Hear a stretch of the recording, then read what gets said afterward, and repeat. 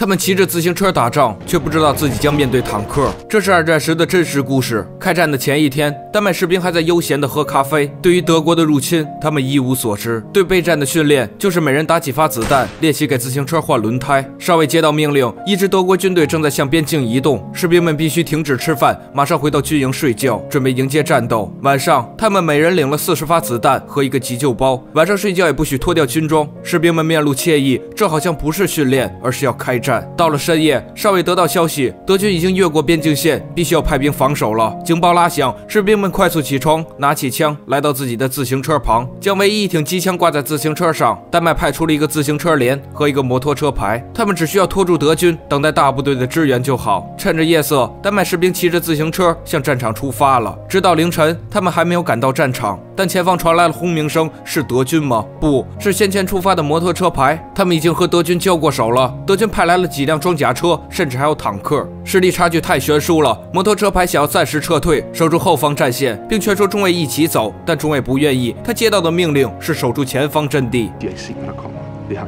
摩托车排开始撤离，中尉翻看地图，开始进行战略部署。使用机枪摧毁装甲车是他们唯一的机会。长官一声令下，所有人推着自行车到达指定位置，架好机枪，准备伏击德军。前方传来轰鸣声，德军的装甲车渐渐出现在地平线上，横扫一切的军事力量来了。长官握紧拳头，准备好进攻的命令。德军在渐渐逼近。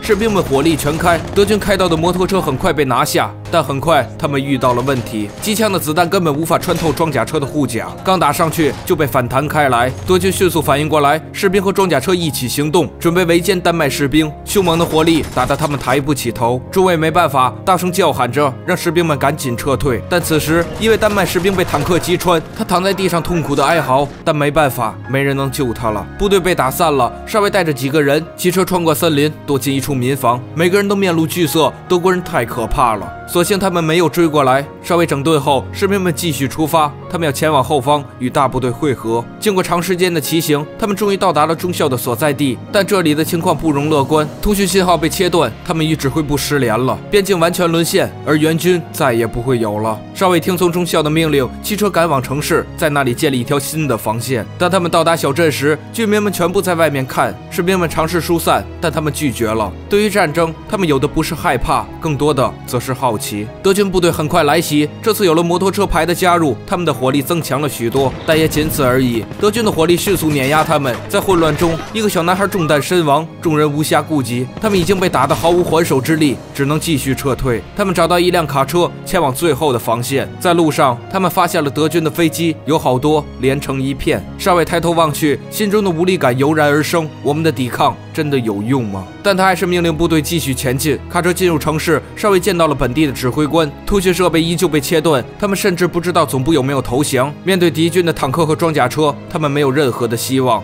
但没办法，命令就是命令。少尉开始带人布防，这是他们的最后一战。一个德国人从街口穿过，士兵立马开枪，战斗打响，德国人开始反击，装甲车开过来了，炮口对准了丹麦士兵，他们只得撤退。渐渐的，他们的子弹打光了，而伤亡也开始出现。周围绝望的呼喊不断传来，少尉低着头，他的心理防线已经崩塌，他不想让士兵白白牺牲，他不甘地大喊着。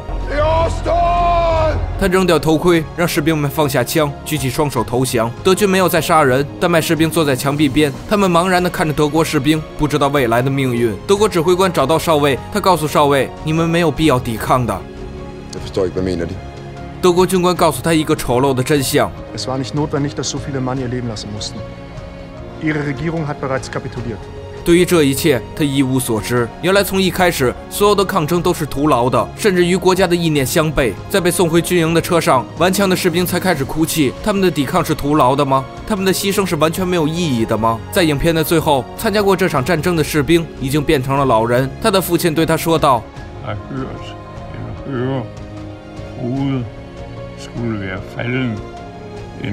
面对侵略，再无力的战斗和反抗，都是泥潭中盛开的鲜花，值得称颂。